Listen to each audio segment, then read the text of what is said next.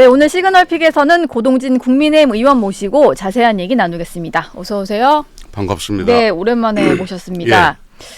최근에 고동진 의원님께서 주 52시간 예외 조항을 포함한 반도체 특별법, 이게 뭐 국회 들어가시기 전부터 반도체 특별법 관련해서는 좀 계속 준비를 하셨던 것 같은데 이게 통과가 잘 안 될 것 같아서 통과를 좀 호소하시는 목소리를 제가 들었거든요. 이게 좀 가장 쟁점이 된 이유가 뭔가요? 민주당에서 반도체만 예외 줄 수 없다 이러고 있는 건가요?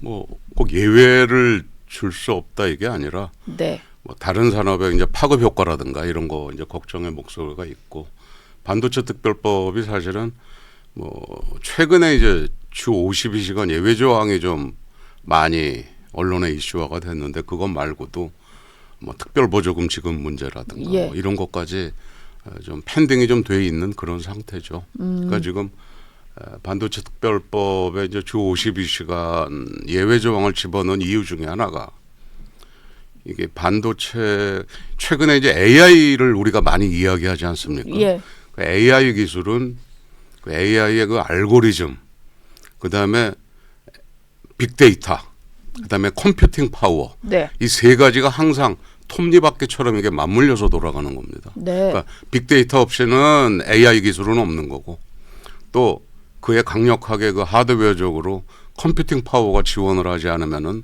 안 되고 여기서 이 컴퓨팅 파워라고 하는 게 뭐 최근에 우리나라 국민 여러분들이 다 알고 계시는 그 엔비디아의 그 GPU, 예. 그 GPU 혼자 돌아가는 게 아니라 옆에 이제 메모리가 있어줘야 그게 돌아가는데 이 메모리가 집적도도 뭐 점점 높아지고 있지만 지금의 현재 메모리 기술로는 안 돼서 이걸 적층으로 쌓다 보니까 이제 HBM 메모리, 네. 광대형 메모리 예. 이야기도 나온 거고 이제 기술이 그렇게 그러니까 AI 전과 AI 후가 나뉘면서 메모리 기술이 과거에는 뭐 이런 전자제품처럼 어느 제품에든지 다 들어가는 부품이 됐다가 그 소위 얘기해서 그 주문형 메모리로 이렇게 기술이 바뀌고 그러다 보니까는 집적도도 깊어졌지만 어떤 그 개발 기간 자체가 늘어나 버렸어요.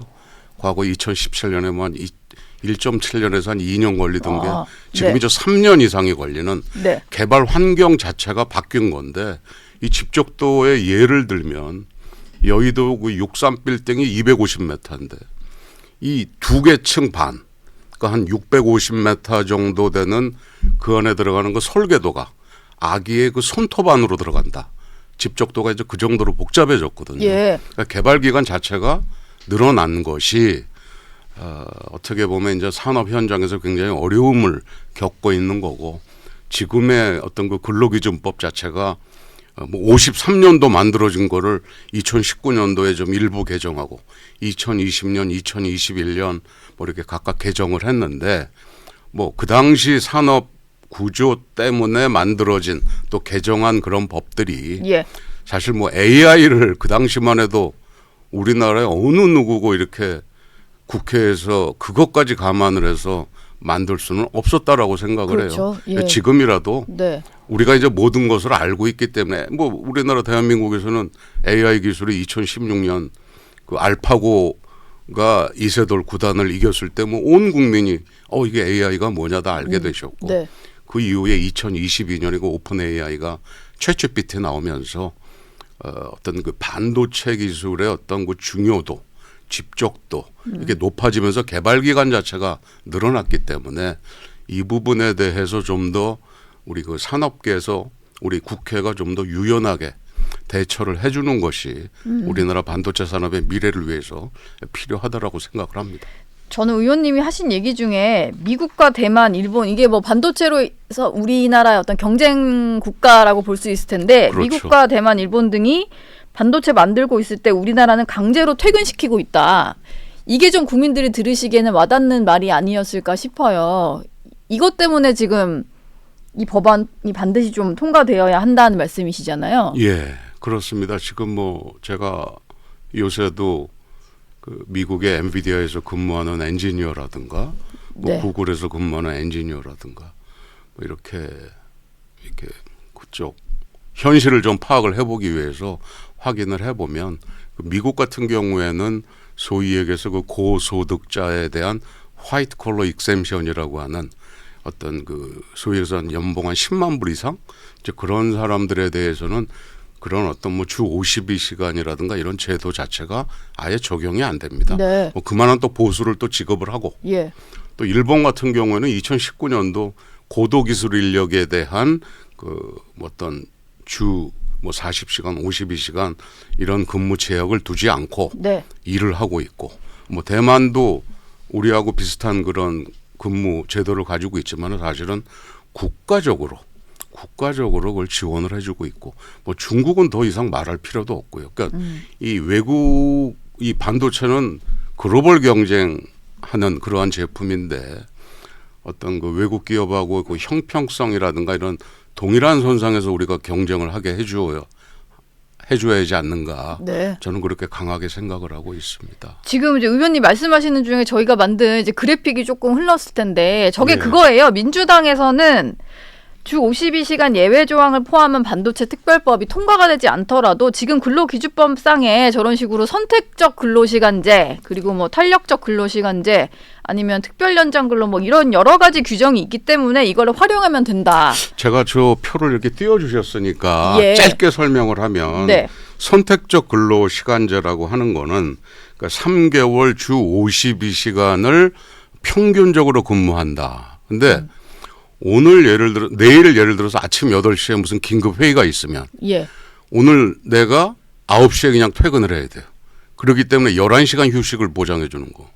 즉, 근데 반도체라고 하는 게 반도체 개발 업무라고 하는 것이 집중적으로 관련된 많은 사람들이 모여가지고 수시로 회의를 해야 되는 그런 상황이 많거든요. 예. 근데 이게 11시간 휴식을 보장해 준다라고 하는 것이 근로자의 건강 측면에서는 바람직하나 이게 아까 말씀드린 복잡도라든가 이 개발 기간 늘어난 거에 집중 근무가 뭐 평균 한 8개월에서 1년 이렇게 집중적으로 개발하는 상황에서는 저거는 사실 현실적으로 맞지가 않죠. 예. 그다음에 이제 그 탄력적 그 근로시간제라고 하는 거는 이게 6개월에 주 52시간을 하게 돼 있어요.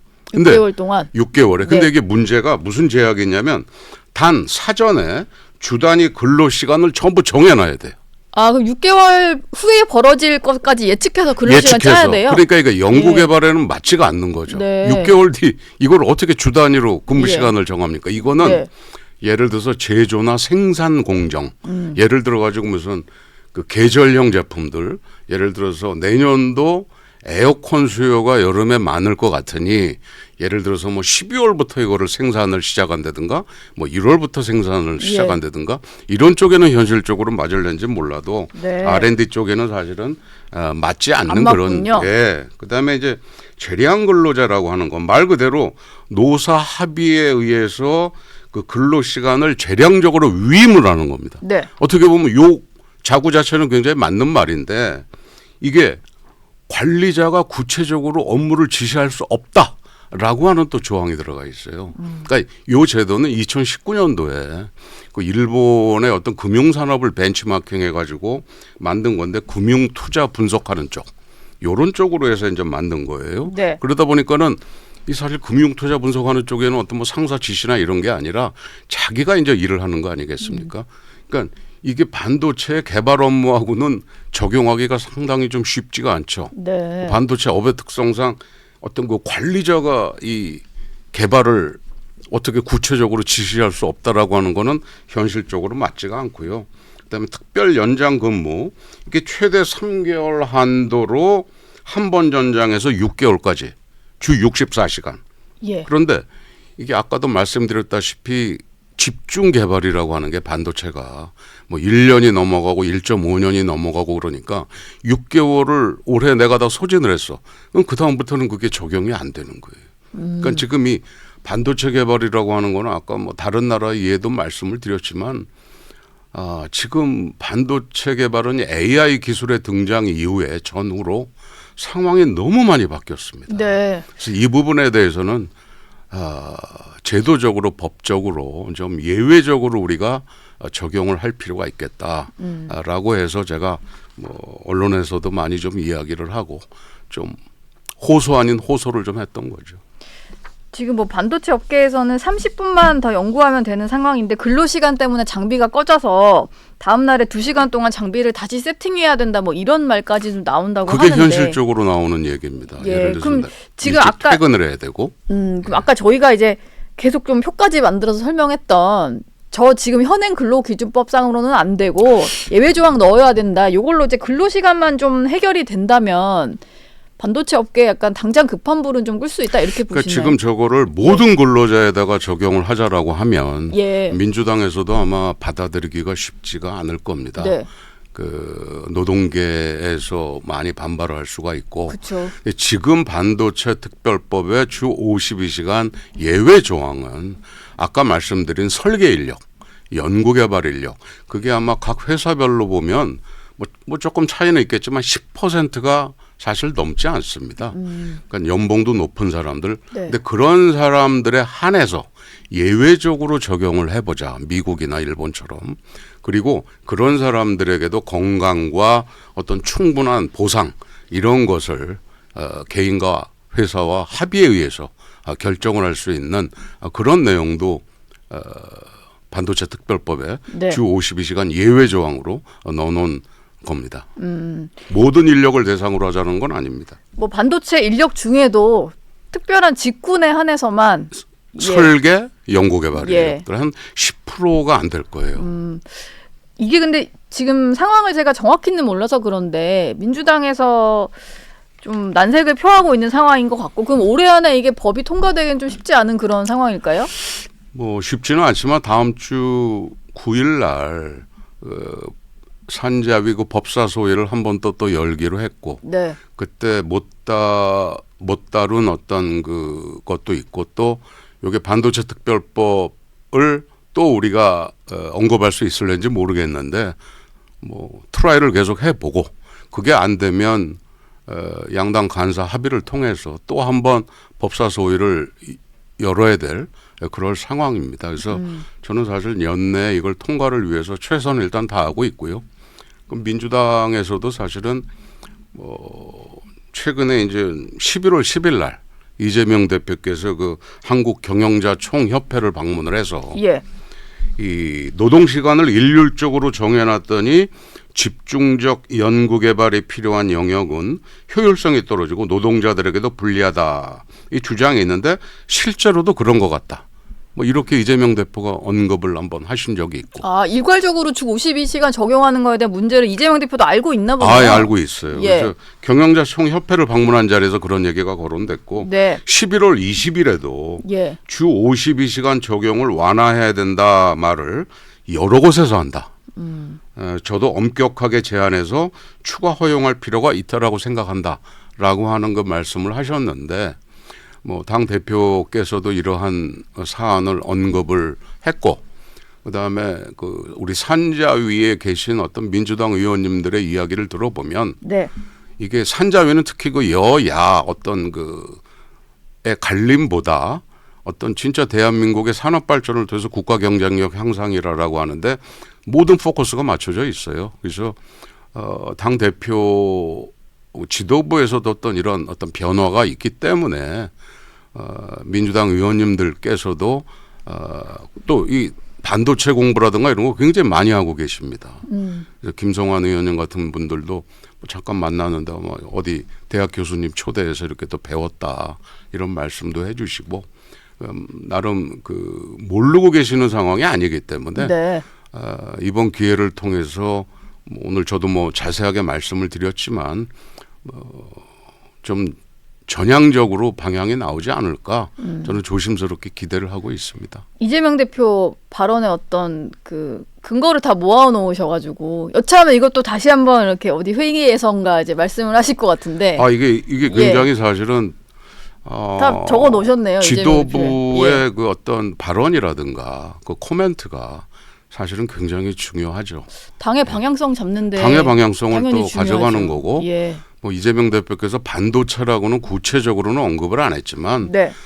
뭔가 이 업계나 어떤 산업계 그다음에 이런 데서 그 단체 이런 데서 이야기가 분명히 뭐 들어가지 않았나. 또 그 이 대표께서 굉장히 그 실용적인 분이라고 제가 알고 있어요. 반도체 산업에 대해서는 많은 이해를 하고 계시지 않을까 네. 이렇게 생각을 합니다. 저 이게 또 친정에 대한 평가가 어떤지 모르겠는데 지난주에 또 관심이 있었던 게 삼성그룹의 어떤 사장단 인사였거든요. 이게 뭐 흔히들 5만 전자 이러고 최근엔 4만 전자까지 내려가고 이래서 개미들이 상당히 또 삼성 주식 많이 갖고 있다 보니까 삼성의 위기를 좀 걱정하시는 분들이 많아요. 지난주 인사에 대해서 좀 평가를 해주신다면 어떻습니까? 위기 돌파가 좀 가능할 걸로 보세요? 그래서 인사를 한 내용에 대해서 제가 뭐 이제 주말에 지역도 이렇게 뭐 동네 한 바퀴라고 하는 이름으로 지역을 돌고 있는데 예. 뭐 삼성 이야기를 저한테 많이들 하십니다. 많이 물어보시는군요. 예, 많이들 물어보시고 저는 그 질문에 대해서는 이번 인사를 통해서 뭔가 잘 됐으면 좋겠다. 근데 인사 그 자체보다도 이제 앞으로가 중요한 거죠. 예. 앞으로가 이제 이 기업은 특히 이제 반도체라든가 이런 삼성전자 같은 경우에는 그 대표이사 또는 사장, 사업부장 이런 사람들이 기술 경영인들 출신입니다. 그러니까 엔지니어 출신들 또는 기술 경영인들. 그래서 이런 사람들의 어떤 그 의사 결정이 굉장히 중요한데. 네. 여태까지는 사실은 제가 또 하나 언급 안 할 수 없는 게 8, 9년 사이에 삼성이 어떤 그 총수의 사법 리스크에 갇혀 있었지 않습니까? 이제 그런 부분들이 굉장히 어려움이 있었고, 그래서 이제 요번에 이제 인사를 통해서 그런 어떤 새로 보임된 전문 경영인들에게 더 많이 좀 힘을 실어주고 그 사람들이 진짜 목숨 걸고 일을 할 수 있도록 그런 환경을 만들어줘야 되는 게 아니냐. 네. 과거에는 어떤 그 사법 리스크라든가 여러 가지 이유로 인해서 어떤 그 사업 지원 TF라고 하는 곳에서 어떤 사실 우선순위가 그쪽으로 갈 수밖에 없죠. 기업이 이제 그렇게 갇혀 있다 보니까 이제 지금부터는 뭐 아직도 모든 것이 다 해결된 문제는 아니지만 전문 경영인들에게 더욱 더 어떤 그 재량권을 많이 주고 그것이 굉장히 빠른 의사결정을 할 수 있는 환경이 되거든요. 그래서 말 그대로 사업지원팀은 지원하는 기능에 가져가고 각사 대표이사들을 중심으로 해서 뭐 진짜 치고 나가야죠. 저도 삼성에 있을 때 네. 전무부사장 때 사장 되고 나서도 그랬지만 우리가 그 후배들을 이제 독려하고 그럴 때 저도 힘들 때도 많이 있었으니까 이게 우리가 꼭 삼성을 위해서만 일하는 게 아니다. 이게 대한민국 경제를 위해서 우리가 일하는 거고 네. 일을 하면서 우리가 많은 매출을 일으키고 이익을 가져옴으로써 어떤 그 사회적 약자나 어떤 소외된 계층에 대한 적극적 배려를 할 수 있는 그게 우리가 해야 될 일이고 우리는 애국자다. 이제 그런 말로 후배들을 많이 독려를 했는데 뭐 거기 이제 저랑 같이 일했던 사람도 있고 제 후배들이 이제 많이 뭐 요번에 승진했다고 연락도 오고 뭐 그만둔다고 네. 연락도 오고 예. 우리 후배들이 잘 해주기를 바라는 마음이고 그러기 때문에 우리 국민 여러분들께서도 삼성전자 어떤 기업의 예. 인사에 이렇게 네. 관심을 가지시고 계신 게 아닌가 이렇게 생각을 합니다. 그렇죠. 예. 하나의 뭐 기업 문제만으로 끝나는 게 아니니까 예. 당 얘기도 좀 안 해볼 수가 없습니다. 이게 좀 제가 조금 전에 나간 윤희석 선임 대변인에게도 질문을 했던 건데 지난주에 좀 친한계로 분류되는 분의 어떤 발언이 좀 전달이 되면서 예. 당원 게시판 논란이 만약에 김건희 여사 특검법안 제표결로 좀 연계될 수 있지 않을까 이런 해석들이 좀 나왔던 게 사실이에요. 여기에 조금 그러다 보니까 친윤계에서는 또 이게 해당 행위다라고 좀 불쾌감도 나타내는 상황이고 근데 보시기에 당원 게시판은 당원 게시판이고 특검법까지 좀 이게 연계해서 굴러갈 수 있는 그런 사안인가요? 분위기가? 글쎄 저는 먼저 말씀드리고 싶은 게 그 11월 28일 그 지난주 바로 목요일이죠. 네. 의원총회에서 그 추경호 원내대표가 자 이제 그만 우리 좀 자제합시다라고 하는 발언을 했어요.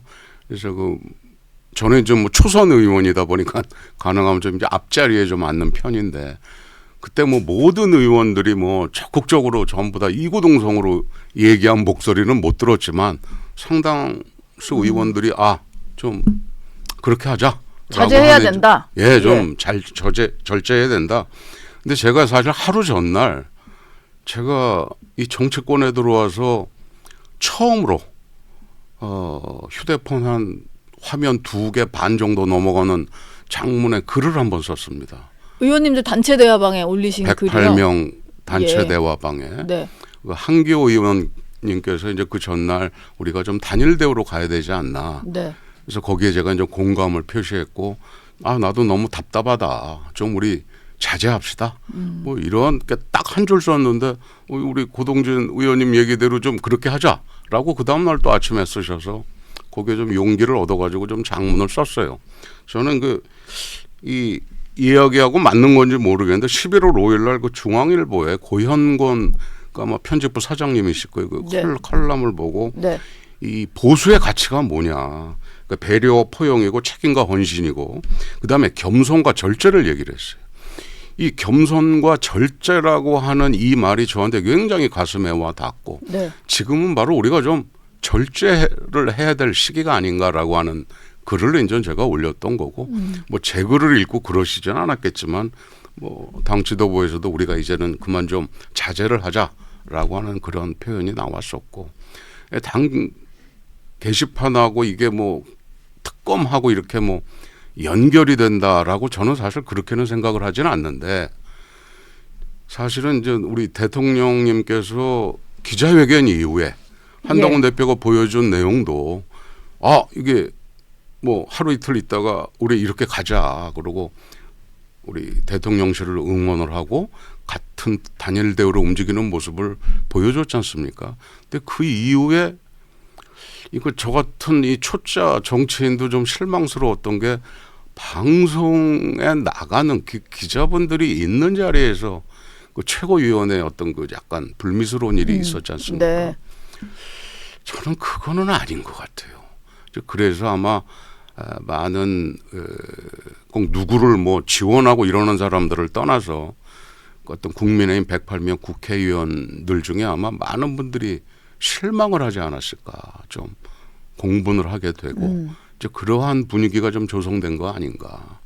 거기에 또 여기에 또 뭐 당원 게시판 문제하고 엮이다 보니까 근데 이게 제가 이게 3주씩 가야 될 이슈인지는 저는 솔직히 잘 이해가 안 됩니다. 3주를 넘어서 이제 거의 한 달이 다 되어 가는데요. 지금 국민의힘은 지금 뭐 여야 의정 문제도 어저께 뉴스 나온 게 뭐 의사분들 거기 뭐 의사협회에서 탈퇴하신다고 그러고 이게 지금 굉장히 지금 우리가 해야 될 일들이 많지 않습니까? 민생 문제라든가 그다음에 특히 의료 문제라든가 그 트럼프 대통령 당선 이후에 어떤 여당과 정부가 준비를 해야 될 내용이라든가 산적해 있는 일들이 굉장히 많아요. 그러니까 우선순위라고 하는 게 있지 않습니까? 이 부분에 대해서 108명이 한 방향으로 뭉쳐서 움직여도 사실은 여당으로서 절대 소수기 때문에 어려운 상황인데 다른 데 이게 신경을 써야 될 시간이 저는 있는지 모르겠습니다. 근데 이게 모든 분들이 그러는 게 아니라 뭐 일부 분들이 지금 그러는 거 아닙니까? 근데 그러다 보니까는 이거에 대해서 굉장히 좀 감정이 상해 있는 의원들도 분명히 있는 것 같다. 근데 저는 이 당원 게시판 문제라든가 어떤 특검 관련된 문제에 대해서 11월 그 28일 날 추경호 원내대표가 우리 좀 자제합시다.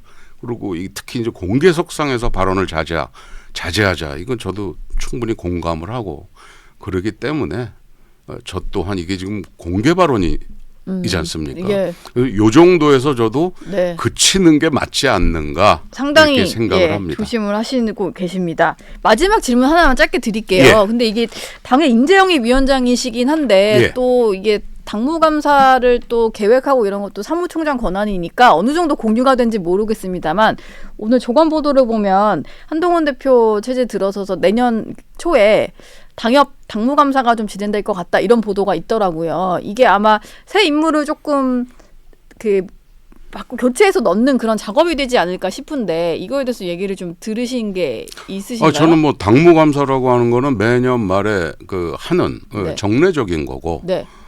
이게 무슨 뭐 여러 가지 일련의 사건들이나 일 때문에 한다라고 보지는 않습니다. 그래서 제가 인재영입위원장으로서 지금 제가 해야 될 일, 예. 준비해야 될 일이 꽤 있거든요. 네. 그래서 이런 예를 들어 가지고 이게 뭐 전부 이 사람 선발이라든가 이런 그 적성 검사를 하는데 그 AI 기술을 이용한 어떤 디지털라이제이션이라든가 이런 걸 준비를 하고 있어요. 그래서 또 첨단 시스템이 도입이 되는군요. 근데 이게 새로운 시스템은 기존 사람들한테 반발을 일으킬 수 있기 때문에 지금 예를 들어서 뭐 30명 정도를 이 적성 검사를 한번 해보게 한다거나 그 다음에 뭐 한 300명 정도를 또 이 적성 검사를 한번 해보게 한다거나 이 사람들이 좀 거부 반응을 최소화할 수 있는 네. 굉장히 어떤 단계적 접근을 하고 있는데 어느 정도 결과가 나오고 당에서 이게 호응이 있으면 또 뭐 이 자리에 와서 또 한번 소개를 하는 그런 자리를 갖는 것도 저는 좋다라고 생각합니다. 적성 검사 뭐 얘기만 들어도 조금 뭐 신선하고 그동안 못 보던 게 되지 않을까 싶은데. 그러니까 이게 뭐 적성 검사라고 하는 게 아까 그 말씀드린 보수의 가치 6가지 네. 이런 부분들을 가지고 있는가.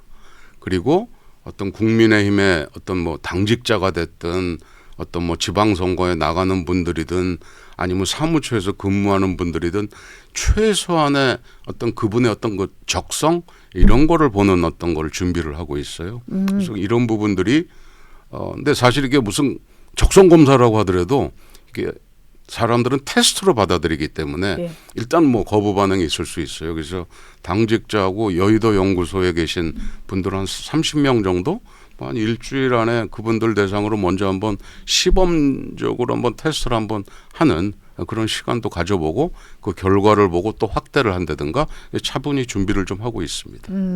뭔가 새로운 거가 좀 완성이 되면 여기서 한번 소개해 주셔도 좋을 것 같습니다.